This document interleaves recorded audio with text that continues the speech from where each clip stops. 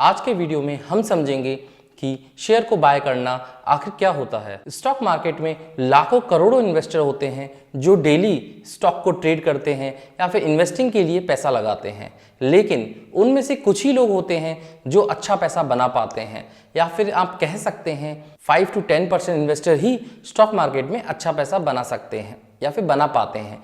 आखिर ऐसा क्यों होता है? आज हम इस वीडियो में अच्छे से समझेंगे कि शेयर बाय करने का आखिर मतलब क्या होता है, means real meaning of buying shares. जितने भी बड़े सक्सेसफुल इन्वेस्टर हुए हैं उन लोगों ने इस बात को पहले ही समझ लिया था, इसीलिए आज के डेट में वो एक बहुत बड़े सक्सेसफुल इन्वेस्टर्स हैं। जानेंगे सब कुछ और भी बहुत कुछ मेक इन्वेस्टमेंट ईजी के मेरे यूट्यूब चैनल पर, जहां मैं आपकी इन्वेस्टमेंट की जर्नी को ईजी करता हूं। नमस्कार दोस्तों, मैं पुष्पेंद्र आपका बहुत बहुत स्वागत करता हूं।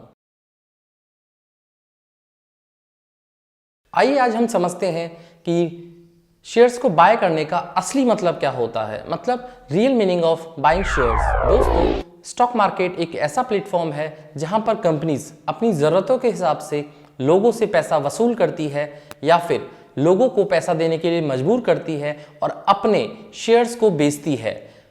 मजबूर करना सही वर्ड नहीं होगा, रीजन क्योंकि हम अपनी मर्जी से कोई भी स्टॉक को परचेज बाय या सेल करते हैं और इन्वेस्टर जितना अपना इन्वेस्टमेंट लगाते हैं उसके हिसाब से कंपनीज शेयर्स अलॉट कर देती है। इन्वेस्टर्स चाहे तो शेयर्स को लॉन्ग टर्म के लिए होल्ड कर सकते हैं या फिर चाहे तो स्टॉक्स को बेच सकते हैं और पैसा वसूली कर सकते हैं। लेकिन क्या आपको पता है 90% से भी ज्यादा इन्वेस्टर्स अपने शेयर्स को शॉर्ट टर्म में ही बेच देते हैं और सिर्फ 10% लोग ही ऐसे होते हैं जो स्टॉक्स को लॉन्ग टर्म तक होल्ड कर पाते हैं। अगर मार्केट में जरा सी भी फॉल आ जाए तो लोग स्टॉक्स को सेल करना स्टार्ट कर देते हैं और अगर मार्केट में थोड़ा सा भी अप ट्रेंड आता है तो लोग स्टॉक को लेना पसंद करते हैं और इसी के बेसिस पर मोमेंटम इन्वेस्टिंग या फिर ट्रेडिंग की जाती है।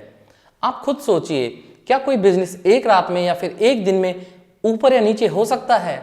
नहीं ना। तो फिर क्यों आप आखिर अपने शेयर्स को सेल कर देते हैं? इसकी असली वजह ये होती है कि लोग शेयर्स को लॉटरी टिकट समझते हैं। उनको लगता है कि हमारा पैसा सडनली ऊपर चला जाएगा और हम जल्दी से जल्दी अमीर बन पाएंगे, बट शेयर बाजार में ऐसा कुछ भी नहीं होता है। शेयर बाजार एक तरह से आप एक इसे बिजनेस या फिर धंधा मान सकते हैं। जो भी लोग ऐसी सोच रखते हैं कि एक रात में वो अमीर बन जाएंगे, आप मानकर चलिए वो लोग अपनी फ्यूचर में लॉस की नींव को रख रहे हैं। दोस्तों, एक कंपनी लाखों करोड़ों शेयर से बनी हुई होती है और जब भी हम उस कंपनी का शेयर्स खरीदते हैं तो हम उस कंपनी के छोटे छोटे पार्ट्स को खरीदते हैं।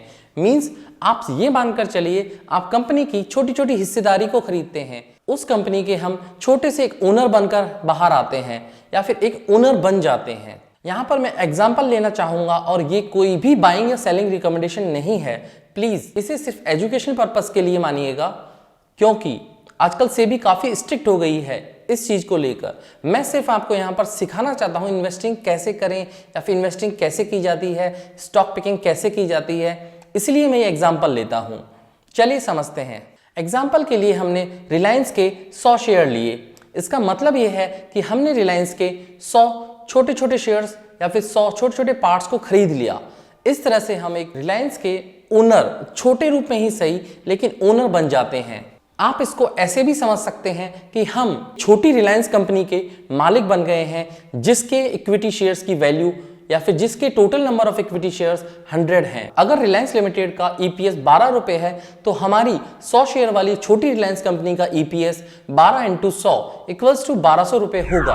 अगर रिलायंस लिमिटेड के प्रोडक्ट जितने ज्यादा सेल होंगे उतनी ही हमारी छोटी कंपनी इंक्रीज होगी, फिर वो एक अच्छे से ग्रो कर पाएगी। और रिलायंस कंपनी के प्रोडक्ट जितने सेल होंगे या फिर जितने बिकेंगे, हमारी छोटी कंपनी रिलायंस की अर्निंग भी उतनी ही इंक्रीज होती चली जाएगी। इसी तरह से हम एक और एग्जांपल लेना चाहेंगे टीसीएस कंपनी का। अगर हम टीसीएस कंपनी के शेयर्स बाय करते हैं तो मानकर चलिए आप यहाँ पर छोटी टीसीएस कंपनी के शेयर्स खरीद रहे हैं या फिर आपने एक छोटी टीसीएस कंपनी बना ली है। सेम रिलायंस कंपनी की तरह जितने टीसीएस कंपनी के प्रोडक्ट एंड सर्विसेज सेल होंगी उतनी ही आपकी अर्निंग इंक्रीज होती चली जाएगी। दोस्तों, स्टॉक मार्केट में 90% लोग शेयर्स को एक लॉटरी समझते हैं कि वो एक रात में अमीर बन जाएंगे, बट ऐसा कुछ भी नहीं होता है, क्योंकि स्टॉक मार्केट एक बिजनेस प्लेटफॉर्म है जहां पर कंपनीज पैसा रेज करने के लिए आती हैं और लोग अपने इंटरेस्ट के लिए उन स्टॉक्स को खरीदते हैं और एक लॉन्ग ड्यूरेशन में एक अच्छा पैसा या फिर मोटा पैसा बना पाते हैं।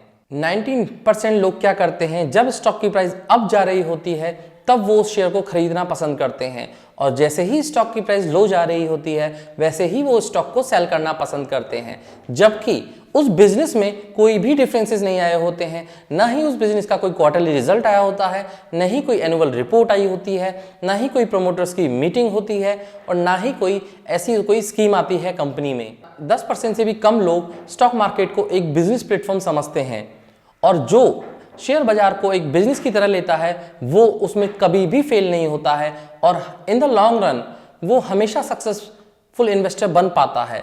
हो सकता है कोई इंसान 10 बिजनेस चूज करे, उनमें से 1-2 बिजनेस फेल भी हो जाएं, लेकिन ऐसा तो बिल्कुल नहीं होगा कि उनमें से सारे के सारे बिजनेस फेल हो जाएं। दोस्तों आप खुद बताइए, क्या आप एक ऐसे स्टॉक मार्केट के बाहर एक ऐसी कंपनी या ऐसे बिजनेस में पैसा डालना चाहेंगे जहां पर बहुत ज्यादा डेट हो या फिर जहां पर उनके मालिक ईमानदार ना हो या फिर कंपनी सालों से लॉस में जा रही हो या फिर कंपनी का फ्यूचर एस्पेक्ट ना हो या फिर कंपनी अच्छे से ग्रो नहीं कर पा रही हो?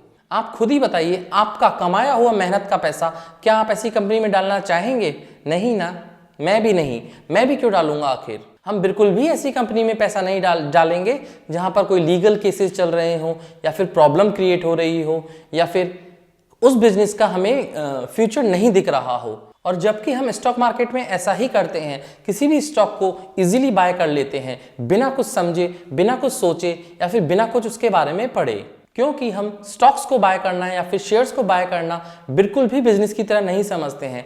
जिस दिन आपका माइंड इस तरह से ट्रेंड हो जाएगा कि स्टॉक मार्केट एक बिजनेस है तो आप इजीली मुनाफा कमा पाएंगे। दोस्तों स्टॉक मार्केट में एक अच्छी वेल्थ तभी क्रिएट होती है जब आप उसे एक अच्छा बिजनेस चूज करते हैं, मींस उसे बिजनेस की तरह समझते हैं और एक अच्छा बिजनेस चूज करते हैं और उसे सालों सालों तक होल्ड कर कर रखते हैं। जैसे जैसे कंपनी की ग्रोथ होती है वैसे वैसे आपकी ग्रोथ भी होती रहेगी, वैसे वैसे आपका पोर्टफोलियो भी इंक्रीज होता रहेगा। ये बात आपको जानकर बहुत हैरानी होगी जो मैं आपको अभी बताने जा रहा हूँ। वॉरेन बफेट के पास लगभग 10 ऐसी कंपनी हैं जो उन्होंने लॉन्ग टर्म तक होल्ड करी और आपको पता है उसका मिनिमम होल्डिंग पीरियड क्या रहा है?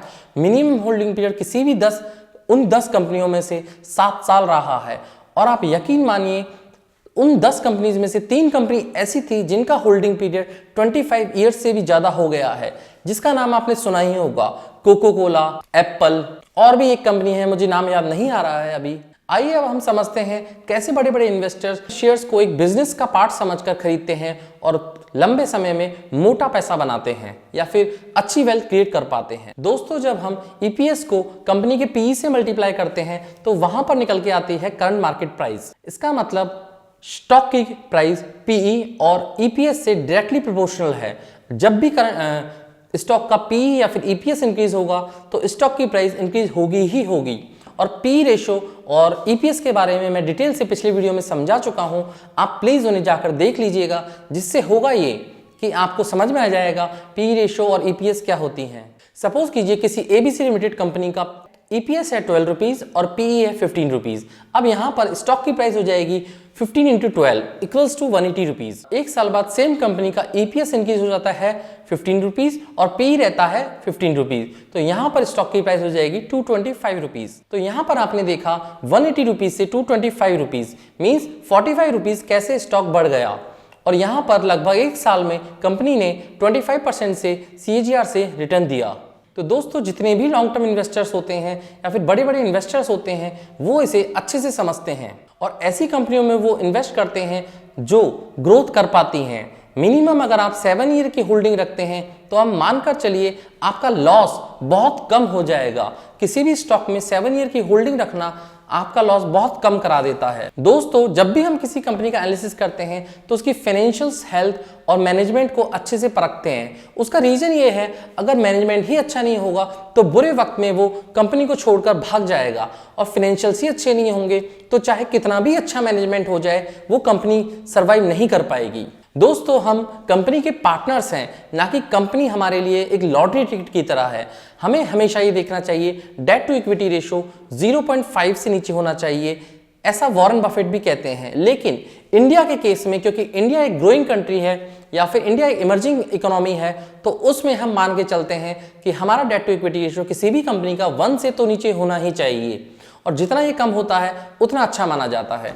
आप मेरे डेट टू इक्विटी रेशियो के वीडियो को देख सकते हैं और डिटेल से समझ सकते हैं कि डेट टू इक्विटी रेशियो क्या होता है, वो कंपनी के लिए कैसे वर्क करता है। दोस्तों यकीन मानिए, आपको बिल्कुल भी नहीं पता, अगर आप थोड़ा बहुत भी एनालिसिस करते हैं खुद से और कंपनीज को लॉन्ग टर्म के लिए 10+ ईयर्स के लिए होल्ड करते हैं, तो मैं दावे के साथ कह सकता हूं आप 10 में से 5 अच्छी कंपनीज चूज कर पाएंगे।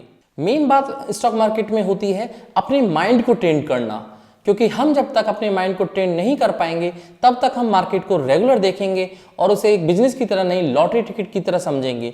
जैसे ही हमारे प्रॉफिट दिखेंगे हम उसमें एग्जिट ले लेंगे, और जैसे ही हमारे लॉस दिखने लगेंगे हम उससे एग्जिट ले लेंगे। दोस्तों अगर आपको मेरा वीडियो अच्छा लगा हो तो प्लीज इसे लाइक कीजिए, मेरे चैनल को सब्सक्राइब कीजिए और इस वीडियो को शेयर करना ना भूलें। और अगर आपकी कोई भी क्वेरी है तो प्लीज उसे कमेंट बॉक्स में नीचे कमेंट कीजिए। मिलते हैं एक रोचक जानकारी के साथ इसी प्रकार के वीडियो में। Signing off, this is Pushpendra.